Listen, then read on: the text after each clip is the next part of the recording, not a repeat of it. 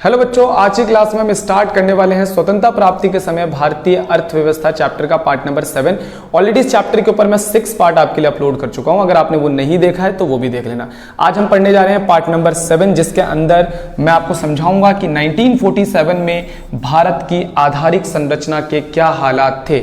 जैसे आज हम बहुत बड़ी बड़ी बिल्डिंग्स अपने देश के अंदर देखते हैं, चाहे वो हॉस्पिटल के रूप में, चाहे वो प्राइवेट कंपनियों के रूप में, चाहे वो स्कूल्स के रूप में, कॉलेज के रूप में या हॉस्पिटल्स के रूप में। क्या ऐसी बिल्डिंग उस समय भी भारत के अंदर थी? आज हमारे देश के अंदर रेलवे का इतना बड़ा नेटवर्क है, तो क्या उस समय भी इतना बड़ा नेटवर्क भारत के अंदर था? आज हमारे पास इतने बड़े बड़े हाईवेज हैं, इतनी बढ़िया बढ़िया हमारे पास सड़कें हैं, पार्क है, बहुत सारी चीजें हैं आज हमारे पास आधारिक संरचना के रूप में। तो क्या जब अंग्रेज हमारे देश पर राज कर रहे थे या अंग्रेज हमारे देश के छोड़कर जा रहे थे, तो क्या यही आधारिक संरचना उस समय भी हमारे पास मौजूद थी? तो इन्हीं सब सवालों के जवाब आज की क्लास में हमें मिलने वाले हैं पार्ट नंबर 7 के अंदर।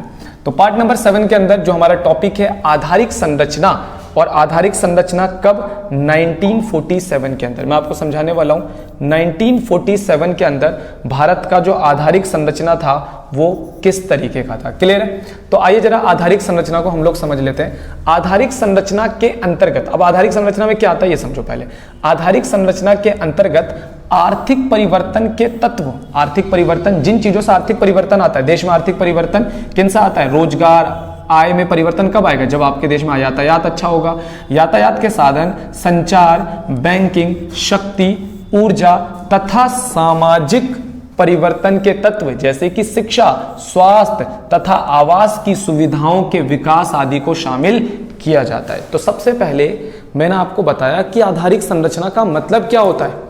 आधारिक संरचना का मतलब होता है देश के अंदर आर्थिक परिवर्तन जैसे यातायात, संचार, बैंकिंग, शक्ति, ऊर्जा में परिवर्तन लाना तथा साथ में सामाजिक परिवर्तन जैसे कि शिक्षा, स्वास्थ्य, आवास की सुविधाओं आदि के अंदर परिवर्तन लाना। ये हमारा क्या है? आधारिक संरचना है। आधारिक संरचना के ये तत्व होते हैं।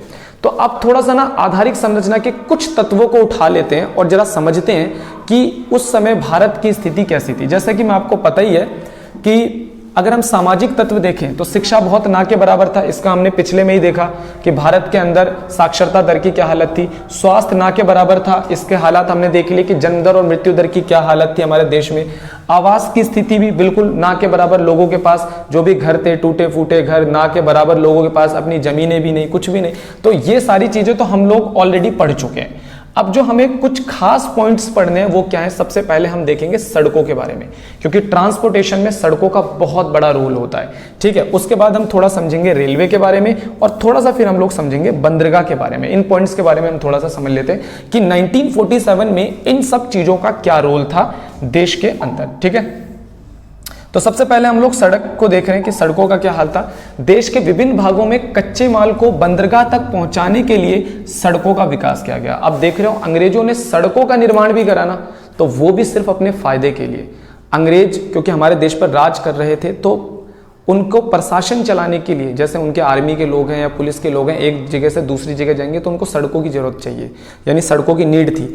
दूसरा, हमारे देश का जो कच्चा माल था ना, उसे निकाल कर अगर उन्हें बंदरगाह तक यानी समुद्र तक पहुंचाना है, वहां से वो लेके जाते थे, वहां तक पहुंचाना है तो उनको सड़कों का निर्माण ना वो ऐसी जगह करते थे जहां पर वो या तो खुद रहते थे, यानी उनका प्रशासनिक एरिया होता था, या फिर जहां से उनको कच्चा माल अपने देश पहुंचाना होता था उन एरियाज में।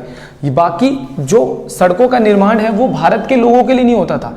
इसी वजह से भारत में सड़कों की इतनी ज्यादा कमी थी कि कई बार भारत में जब भूखमरी, अकाल जैसी समस्याएं आती थी, भारत में बाढ़ किसी एरिया में आता था, तो लोगों के पास सड़कें नहीं होती थी, रास्ते नहीं होते थे, लोग वहां से भाग भी नहीं पाते थे, जैसे बहुत सारे लोगों की मौत हो जाती। बरसात के मौसम में ग्रामीण क्षेत्रों में पहुंचने के लिए सभी मौसम में उपयोग होने वाली सड़कों का निर्माण के लिए कोई प्रयास नहीं किया गया। इस कारण ग्रामीण क्षेत्रों में रहने वाले व्यक्ति प्राकृतिक आपदाओं के समय पीड़ित होते थे। सड़कों से भारत के लोगों को जोड़ ही नहीं रखा था, इसलिए लोगों का एक जगह से दूसरी जगह जाना आना, लोगों का आपस में संपर्क करना काफी मुश्किल हो जाया करता था। अब आते हैं रेलवे। जैसा कि आपको पता है कि रेलवे की शुरुआत अंग्रेजों ने हमारे देश के अंदर करी थी, लेकिन उन्होंने जो अंग्रेजों ने रेलवे की शुरुआत करी थी वो अपने बेनिफिट के लिए करी थी। अंग्रेज बहुत बड़े स्तर पर हमारे कच्चे माल को उनमें भरकर लेके जाया करते थे। इसके अलावा वो अपने आर्मी को एक जगह से दूसरी जगह पहुंचाने, अपने लोगों को आने जाने की सुविधाओं को प्रदान करने के लिए उन्होंने रेलवे का स्टार्ट करा था। हालांकि इसके पीछे कोई भी उनकी ऐसी नीयत नहीं थी कि भारत के लोगों को इससे फायदा पहुंचे, लेकिन फिर भी भारत के लोगों ने कुछ हद तक इसका फायदा उठाया अपने आंदोलन की क्रियाओं के लिए, आने जाने के लिए, अपनी संस्कृति को आदान प्रदान करने के लिए। भारत में रेलवे लाइन बिछाने की शुरुआत सन 1850 में हुई थी। इसका विकास ब्रिटेन की तैयार वस्तुओं को औपनिवेशिक भारत के अंतर्गत भागों तक पहुंचाने के लिए किया गया।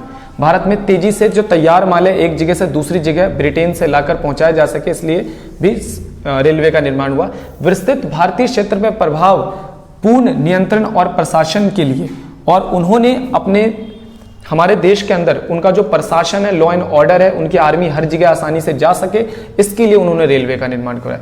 रेलवे को महत्वपूर्ण बंदरगाहों से जोड़कर विदेशी व्यापार के जरिए लाभ अर्जित करने के लिए उन्होंने हमारे बंदरगाह, जितने भी बंदरगाह थे, रेलवे को उससे जोड़ा ताकि सामान लाना जाना, है ना, वहाँ ब्रिटेन से जो सामान आता है उसको देश के अंदर पहुंचाए और हमारा कच्चा माल बंदरगाहों तक पहुंचाए, इसलिए भी रेलवे को उन्होंने बनाया। हालांकि उसके बावजूद रेलवे की शुरुआत को भारत में ब्रिटेन सरकार का एक महत्वपूर्ण योगदान माना गया है। अगर रेलवे की शुरुआत भारत के लिए अंग्रेज करके ना जाते तो शायद भारत के लिए रेलवे की शुरुआत करना थोड़ा सा मुश्किल हो जाता। ठीक है, 1853 में पहली रेलवे जो कि मुंबई से थाने तक चलाएगी। तो ये क्वेश्चन बन जाता है कि रेलवे की शुरुआत कब करी और पहली रेलवे कब चलाएगी। अंग्रेजों ने रेलवे की शुरुआत हमारे देश में करी क्यों, उसका उद्देश्य उनके पीछे क्या था। बच्चों नेक्स्ट नंबर पर है बंदरगाह। तो बंदरगाह हम लोग किसको कहते हैं, जैसे समुद्र किनारे जो स्टेशंस होते हैं जहां पर समुद्र के रास्ते जो भी सामान आता है जहाजों पर उनको उतारते हैं, चढ़ाते हैं सामान, तो उसको हम लोग क्या कहते हैं, बंदरगाह कहते हैं। बंदरगाहों का विकास भी अंग्रेजों ने अपने फायदे के लिए करा था, क्योंकि ब्रिटेन से आने वाली जो चीजें हैं वो आसानी से क्या हो सके, इंडिया के मार्केट में उतारा जा सके और हमारे इंडिया से रॉ मटेरियल वो आसानी से लेके जा सके। बंदरगाहों का विकास इसलिए किया गया जिससे कच्चा माल ब्रिटेन में निर्यात किया जा सके और तैयार माल का आयात भारत में किया जा सके। ठीक है, आंतरिक जलमार्गों का विकास लाभकारी सिद्ध हुआ और अंग्रेजों के लिए काफी लाभकारी भी सिद्ध हुआ। ठीक है, तो 3 बातें मैंने यहाँ पर बता दी आपको, सड़क, रेलवे और बंदरगाह के बारे में मैंने आप लोगों को बता दिया। इसका जो नेक्स्ट क्वेश्चन है, भारत में रेलवे के सकारात्मक प्रभाव बताइए। ये क्वेश्चन कई बार एग्जाम के अंदर आ जाता है कि भारत के अंदर रेलवे के सकारात्मक प्रभाव समझाइए। 1947 में जब अंग्रेज हमारे देश के अंदर से जा रहे थे तो उनकी सबसे बड़ी उपलब्धि में से एक उपलब्धि थी हमारे रेलवे। हालांकि रेलवे उन्होंने अपने फायदे के लिए बनाया, लेकिन फिर भी इंडियंस ने रेलवे का कुछ हद तक काफी फायदा उठा लिया।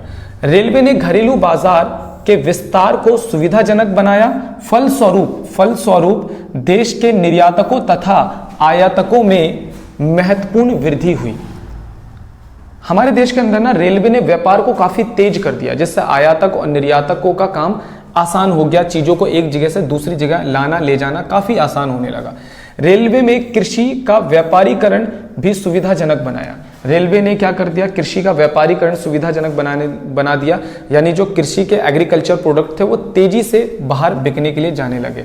ठीक है, रेलवे ने लोगों की दूरियों को समाप्त किया उस दौरान तथा उन्हें लंबे सफर करने के योग्य बनाया। पहले भारत में जो आंदोलन वगैरह होते थे तो आंदोलनकारी आपस में जुट नहीं पाते थे, तो लेकिन रेलवे के आने से ना लोगों का आना जाना आसान हो गया, दूर दूर का सफर करना काफी आसान हो गया। देश के विभिन्न भागों में अनाज के तीव्र संचलन से अकाल विस्तार नियंत्रित करने में भी सहायता मिली। भारत में पड़ने वाले जो अकाल थे जब अंग्रेजों के दौरान, तो उस समय भी भारतीय लोग क्या करते थे, जो रेलवे होता था उनका इस्तेमाल करते थे ताकि अकाल जैसी स्थिति में अनाज लोगों तक पहुंचाया जा सके।